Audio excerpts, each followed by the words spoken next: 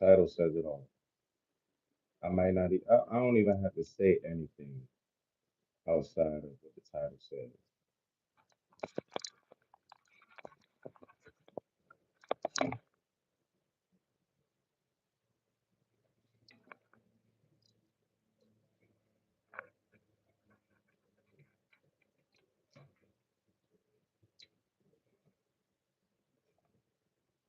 Allow me to explain.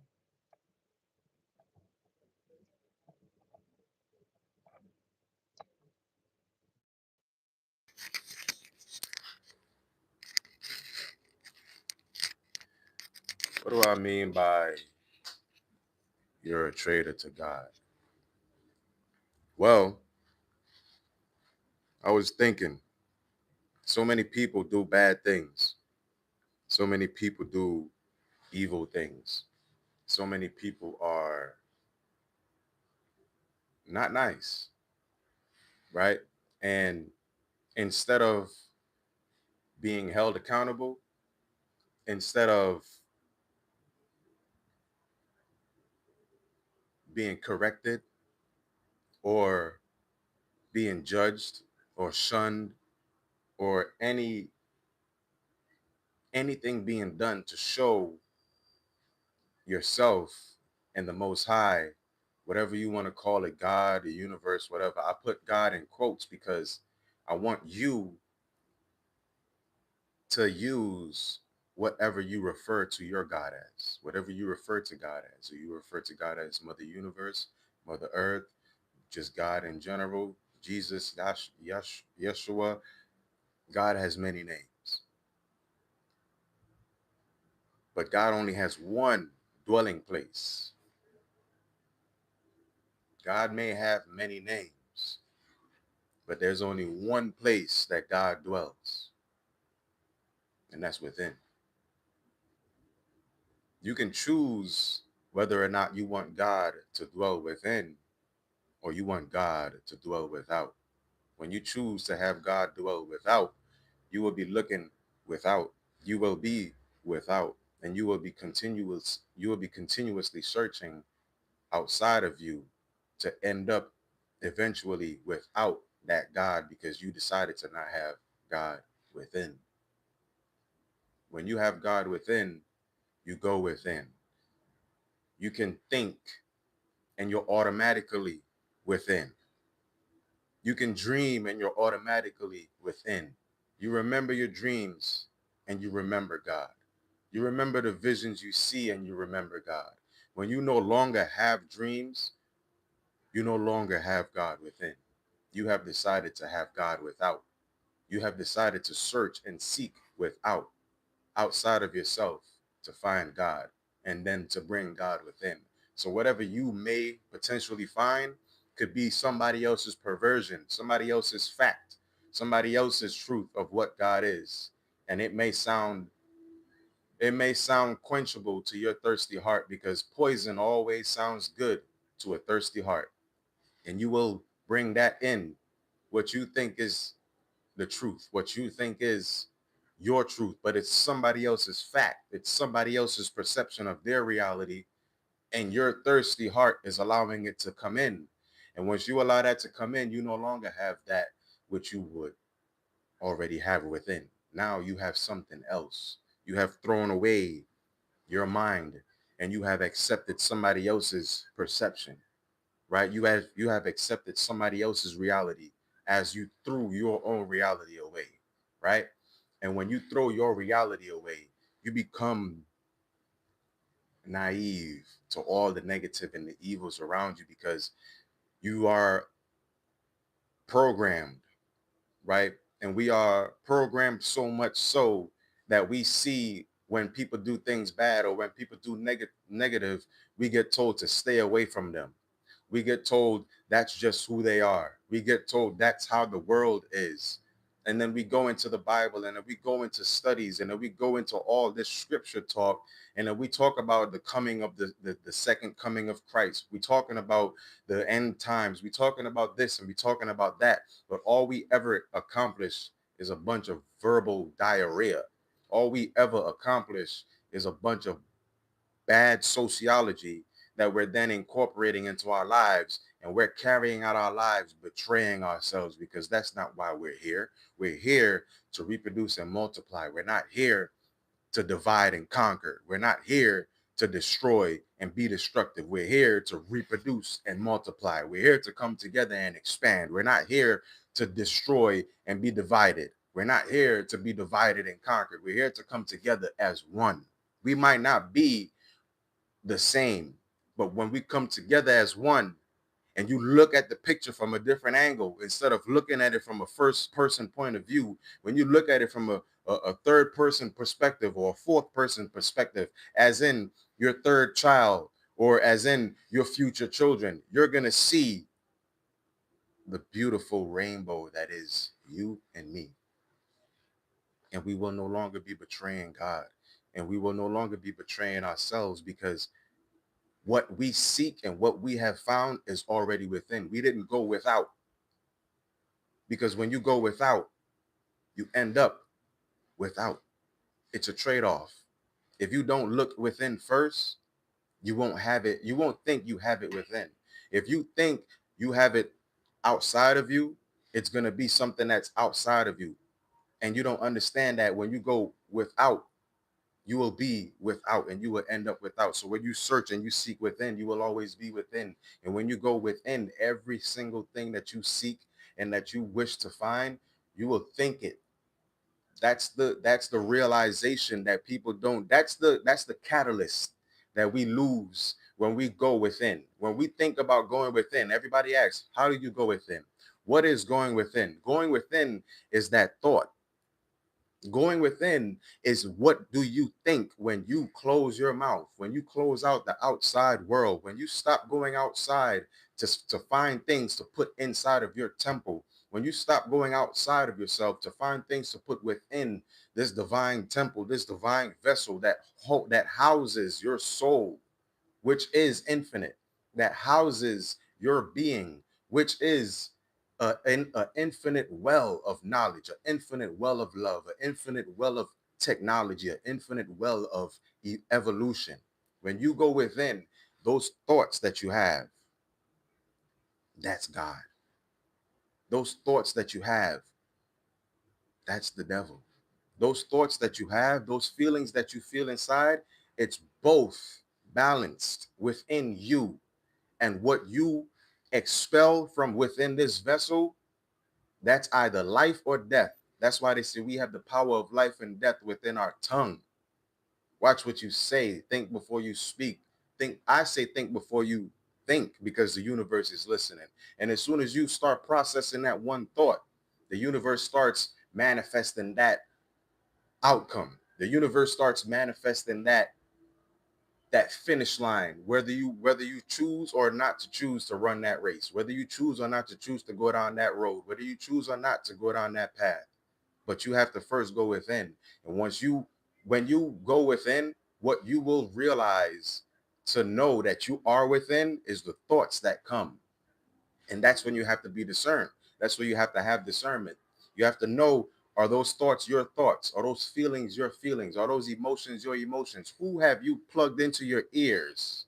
Right? Your ear is a womb. Who was in the headphones when you were listening and you were seeking? Were you already within, and then you tried to find a corroborative source outside that made you confirm the feelings that you've already had inside? Because that's the only time that you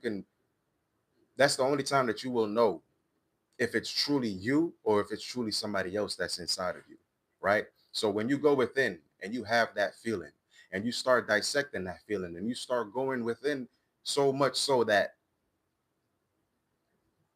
not only do you lay out a map, but you lay out a whole process. You have this trying to put it into words, right? When you could see the future happening, when you could put on a movie and you can already tell what's going to happen. When you go into your when you go within and you start having those thoughts and you start having those feelings, and you can predict what'll happen next, and you can see what'll happen going down and going along the line, and going down the road. When you can see those things, and then you go out and you seek to find something that says, I was thinking that, I was feeling that, and then it helped confirm my thoughts and my feelings. That's when you know whether it's God or whether it's the devil, whether it's good or whether it's bad, whether it's you or whether it's not. Because you aren't going to do or feel anything that's going to harm yourself. You aren't going to do or feel anything that's going to be unbeneficial to your future. You're only going to think and feel things that's going to be beneficial to your future. What the flesh does, what the world does, is convince you or show you so much proof and evidence that you should change your perception of your reality, that you should change going within, and you should then go outside of yourself to find the answers that's already within. Your soul is infinite, the flesh isn't. So why is it that whenever you have that feeling and something feels like, not anxiety, but it feels like adrenaline, and you feel that adrenaline, and then you go outside to find that corroboration or something to confirm that adrenaline or that feeling that you have that makes you just want to go, and then you run into a brick wall and something makes you feel opposite of what you've already felt within. If you change your perception because of what that outside force made you feel, you are betraying God. When you get up from that dream and you have that emotion and that feeling and that adrenaline, and you go outside and you start chasing, and then you run into a negative entity, or you run into a shadow of a doubt, or you run into somebody that tries to change your perception of your dreams, or pervert whatever you may feel within, so that you feel something else about what you feel, so that you feel something else about what you've already confirmed, what you've already prayed on, what you've already meditated on, what you've already heard 15 different songs that told you this is exactly how you felt, and they're just confirming the feelings that you had. You just put Pandora on, and the first song that played, you was thinking about that song, or that song was playing in your dreams, or the next song that comes on is like you having a conversation with yourself about the dream that you just had, and this is how you're supposed to do it, and this is what's supposed to happen, and then you go outside, and then somebody or something tells you different, and then you start changing your plans, and you start changing what it is that you were told by your soul before you got up out of the dream world and came into this waking world. That's when you start betraying God. So when you see evil, and they say, if you see something, say something. This is just like with the Most High. If you see evil, you need to say something against that evil. You don't have to go battle the person that's evil, because it's not the person. It's that person throwing away their head, throwing away their mind, and allowing somebody else to be that force or that thing that they listen to. They're not listening to themselves. That's why they say you don't fight with the flesh. You fight with the spirit, because it's a spiritual war, right? Our spirit, our soul is only able to be tainted and manipulated if we throw our minds away and we allow outside forces to come in our heads and then convince us how we should live our lives and how we should be, when we are here to just be. We're not here to be perfect. We're not here to be anything. We're just here to be. And while we're here to be, has our DNA has ingredients, our DNA has objectives, our DNA has every single thing that'll make it um autonomous for you to just be, for you to just do, for you to just learn, because you can bump your toe while you're walking, and then the next day you're walking that same way and you won't bump your toe because you're going to be more aware, right? So those things are just wired inside of us to learn. We're just wired to evolve. We're wired to come together. We're not wired to be divided. We're not wired to be evil incarnate. We're wired to sense and to be able to feel that evil, and to know that it's wrong, and to know that it doesn't feel good. So what we do going forward has to be predicated off of that feeling that we just had. If you go and you act off of a negative feeling, you're you're automatically acting on the evil spectrum. If you go and you act off of that positive feeling, it might feel uncomfortable due to how we're accustomed in this world and being in an imbalanced world where it's so much darkness. So when you do what feels good, it's going to feel uncomfortable at first. But when you do what feels bad, or when you do what feels um what you're accustomed to, when you do those things, that's when you start betraying God. When you just let evil be, and when you just let people be, or when you just let things go, and when you just go along, that's you going along with the same old. That's exactly what the world wants you to do. The world wants you to see evil happening and mind your business. The world wants you to see, not seeing people doing their own thing and minding their business and living their life. I'm talking about when you see evil being done, and you will know what I mean by when you see evil. It's something that you just feel in your whole being and in your whole body that that's not right. And you see that happening, and you feel all of those feelings in your soul, and you go against it, you're betraying God. You're betraying yourself, because you know that you wouldn't do those things or those actions that you see being done. You would pray against it. You would battle against yourself, because you know the repercussions. You know the things, the the effect that it will have, not just on you, but on the world and the animals and nature around you as well. And when you have those feelings inside of you while evil is being done and going on, and you don't even speak a prayer against it, you're betraying God, because that's not what you're here to do. You're not here to be divided and conquered and just let evil run rampant, because we're already in a dark world. We're the light. We're sent here to be light.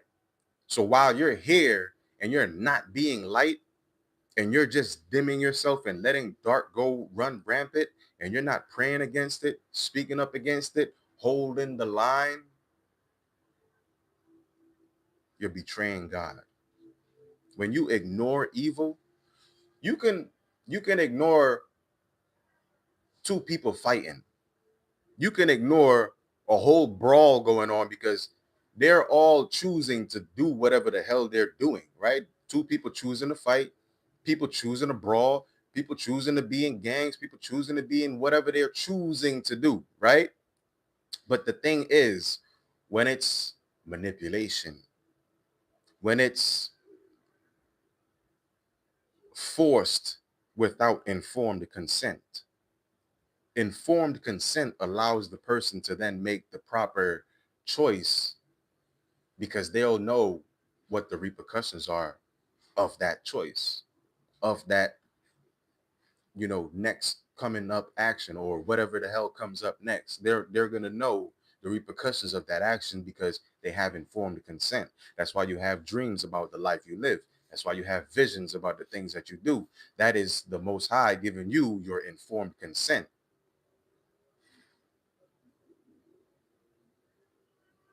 Listen, if you don't understand, if you can't comprehend what I'm saying, this message ain't for you.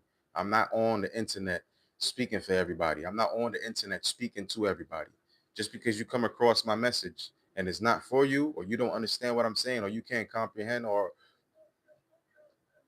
feel what or feel what I'm channeling, then this message isn't for you. You don't need to come into the comments and write any of those things. As a matter of fact, I don't care what you say in the comments, but I'm just responding to you in the comments, because if this message isn't for you, you can find somebody else. There's millions of people on YouTube. I'm not the only one live right now on YouTube.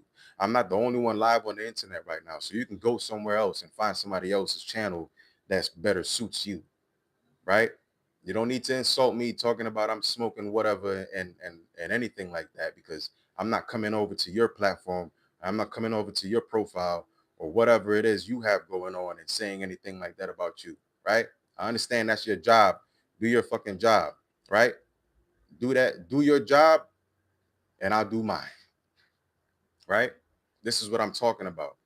When people stuff like that, that's a choice that somebody else is making to say something negative or to act on a negative thought or to act on a negative feeling because they have thrown their mind away and they have accepted somebody else's perception of what their reality is supposed to be, right? So if they're feeling hurt or if they're feeling incomplete or if they're feeling unconfirmed in themselves, they're going to want other people to feel unconfirmed in themselves as well. They're going to want people to feel the way that they feel. They feel bottom of the barrel. So they have that crab mentality. They want to pull you down because they feel like you're not speaking towards what they feel. You're not speaking towards what they think you should be speaking towards. So they want you to come on the dark side.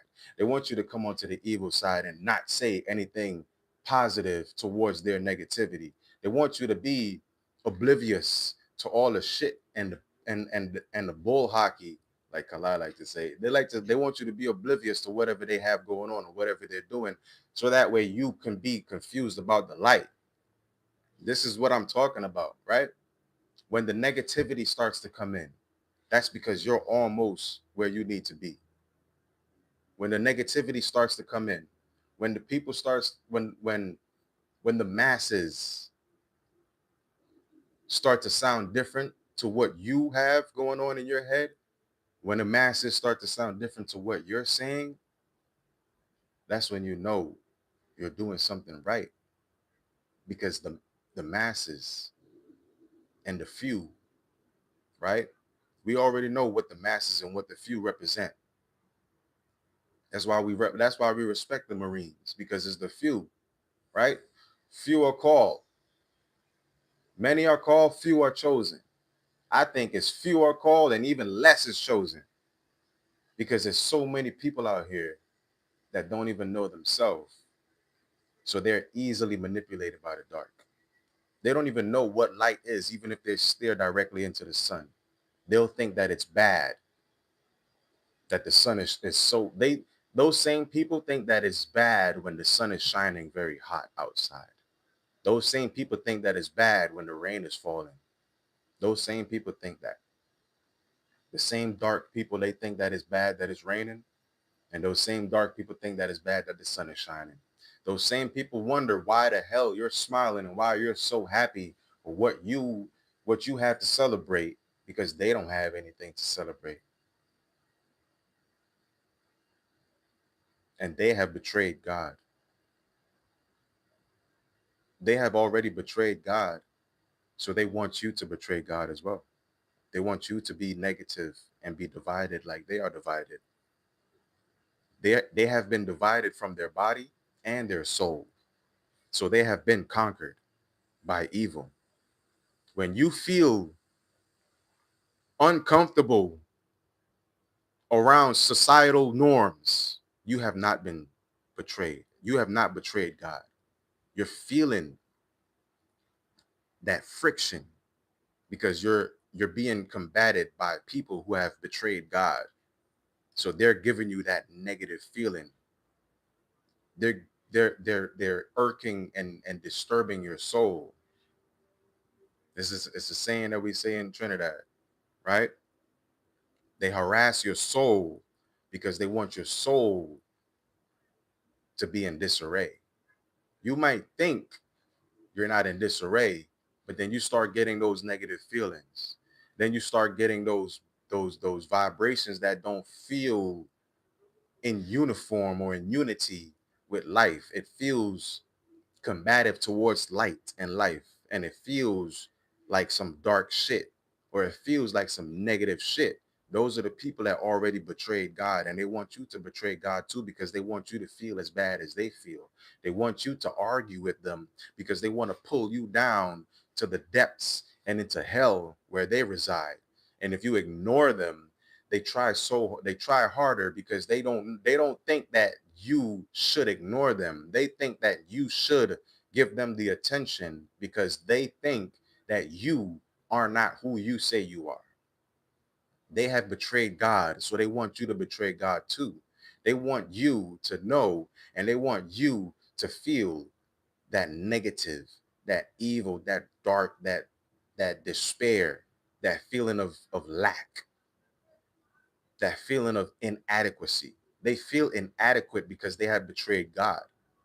They choose the easy way out, and they're not satisfied. That's why they want you to betray God too, because they're not satisfied with their life.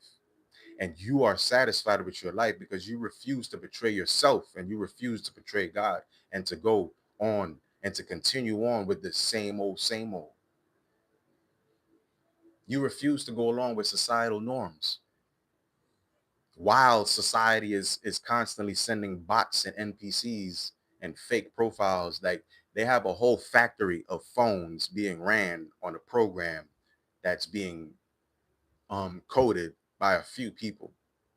They have a whole farm of phones hooked up to the internet with people that's going to come in when you feel good, when you feel happy, when you feel proud, or you feel celebratory about anything or everything that you have going on in your life, especially with the new year coming in, right? New energy, new money, new opportunities, right? New unities, right? We're no longer being divided. This is the coming together. It's gonna feel a little bit uncomfortable, right? Because, you know, we're brushing off the dust, and we're cleaning off all that rut and all that nasty negativity that the world has put onto us, because we've been buried in shit, and we've been buried in dirt. So now we're like the seed that's sprouting outside of the earth, and it's gonna feel uncomfortable. But when you poke your head out and you start coming together the way that we are coming together, is going to feel a little bit uncomfortable, because it's something that you're not used to. You're used to shit. You're used to getting dirt thrown on you. That all felt comfortable.